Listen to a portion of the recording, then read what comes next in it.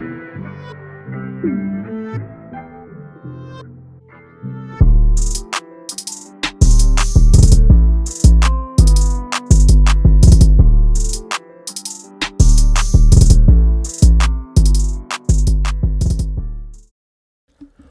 we back with the Boominverse, the second part of the prediction / reflection, because this is a little bit of a late episode. As you know, we previously just did a Western Conference prediction episode, and now we're doing an Eastern Conference prediction episode. And like I said, also a reflection of practically the game ones and a little bit I'm a little bit late, right? That's why that part is included and such. But yeah, you might also hear that, hey, I got a new mic and I like it so far. Something that hopefully is going to motivate me, encourage me to stay a little bit more consistent on here. So yeah, looking forward to that.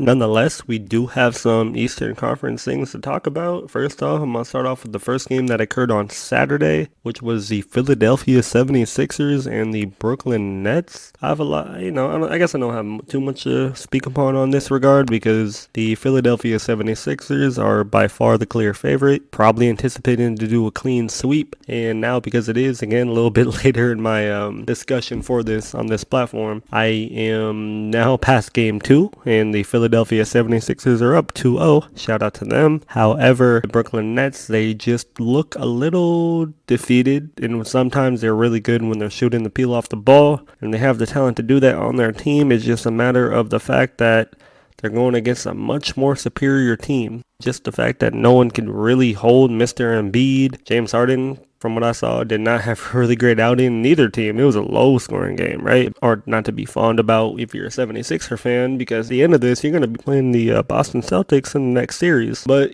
some good things for the Brooklyn Nets, right? I can't recall, right, if they don't have any of their draft picks. You're in the playoffs. You have some good, decent players right now. Mikal Bridges, he looks like a young T-Mac to me, almost in some ways. Not as athletic and not as maybe tall and such. I don't think he's ever going to reach that stardom, but, he looks like a miniature version of that, which I think that's pretty good. You can round out the roster, which I already have really so well, and I really do not know what this team is supposed to be heading into, considering they don't have their own draft picks. And Philadelphia 76ers, they're going to win this in 5-4 or 5. I wouldn't be surprised if it's in 5. If anything, maybe they'll take one in game 3, get a little bit of momentum. An underrated topic about this series is that I really wish Ben Simmons was playing. I guess he's hurt. I don't know if officially he is hurt or if he's just sitting out because he's been that bad.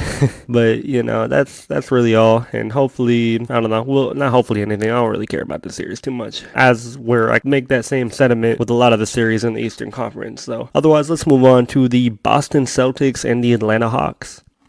The Atlanta Hawks beat the Miami Heat in the play-in tournament, and they advanced to the 7th seed to play the Boston Celtics, and I'm a little upset by it. I'm not gonna lie to you. Much rather seen the Miami Heat play this team, and I don't know, maybe the Chicago Bulls play Milwaukee. We'll get into the other, outcomes of that and what it has resulted to here in a moment. Yeah, when you look at this team in the Boston Celtics, they're a team that legitimately beat Giannis Antetokounmpo in the conference finals last year. Yes, he did not have his co-star and Chris Middleton, but they're still a finals team who were the reigning Eastern champions, and they were up 2-1 against that Warriors team. I would call last year a pretty open year in terms of who really could have won, considering a lot of us didn't really predict the Warriors. A lot of us didn't predict the Celtics, at least for a long majority of the season. So it was a really fun year last year, and the Celtics really have expanded upon them. Jason Tatum has taken another step up. Jaylen Brown especially, very underrated still to this day. I think he can make a great first option on a lot of teams, and yes, he's going to show out as the second option, but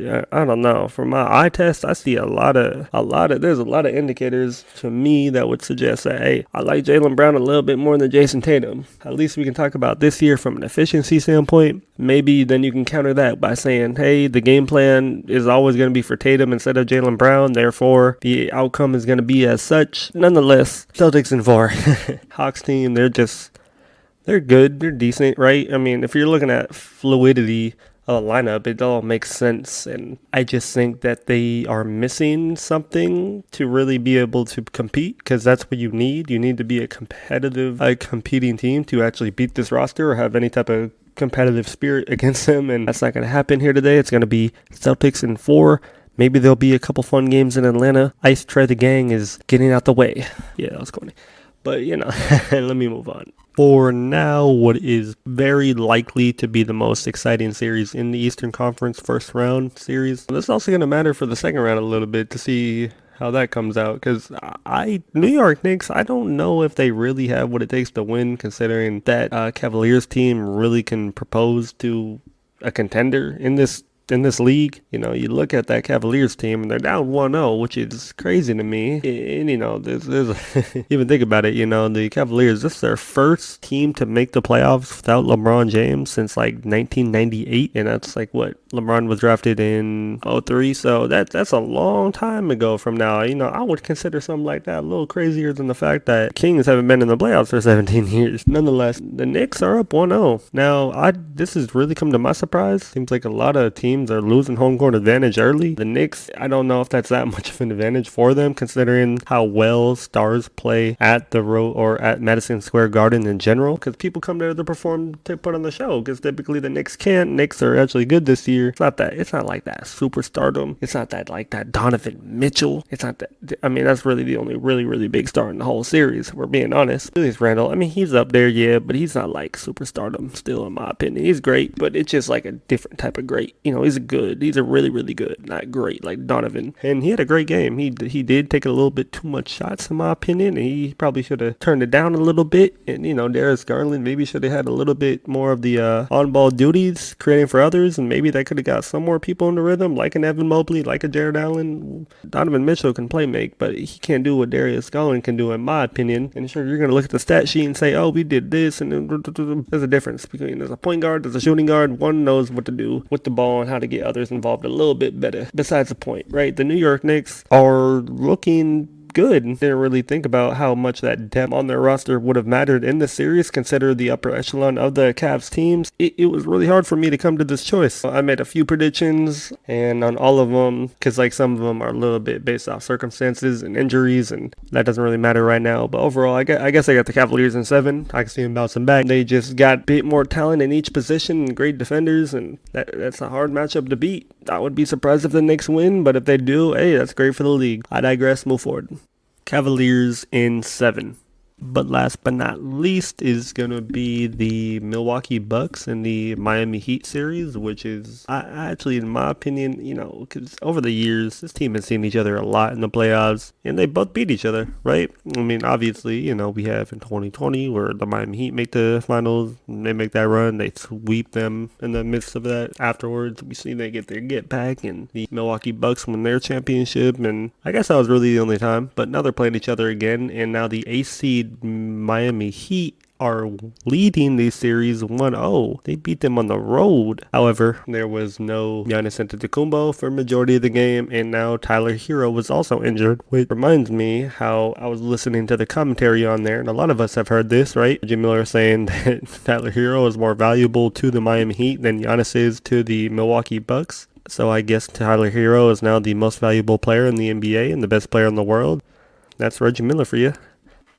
I really am talking really quiet right now, I realize. Sorry, I got some things going on where I'm trying to be quiet in my crib. But like I said, this mic is very helpful though. Overall, Giannis is anticipated to come back in the series and therefore dominate, because I don't think a Bam Adebayo or a power forwardless team other than Kevin Love is going to do anything against this Milwaukee Bucks team. And I would be really surprised because, again, if we're just taking the teams for face value, we're talking about the best team in the NBA versus a team that has been subpar. If this was the last year's Miami Heat, I think we have a great series, but it just, that talent discrepancy is so big, especially from the roster spots of like 4 through 15. The Miami Heat are very underwhelming, and they had in that game they won, right? They had an all-time game. Okay, not all-time, but they did the best game of their season, while the Milwaukee Bucks had the worst game of their season. And that, in a playoff series, there's room for that error. So luckily, right, they're going to come back, and Miami Heat is also not going to perform that way for the entirety of the series or anywhere past it, because they're not making it past the series.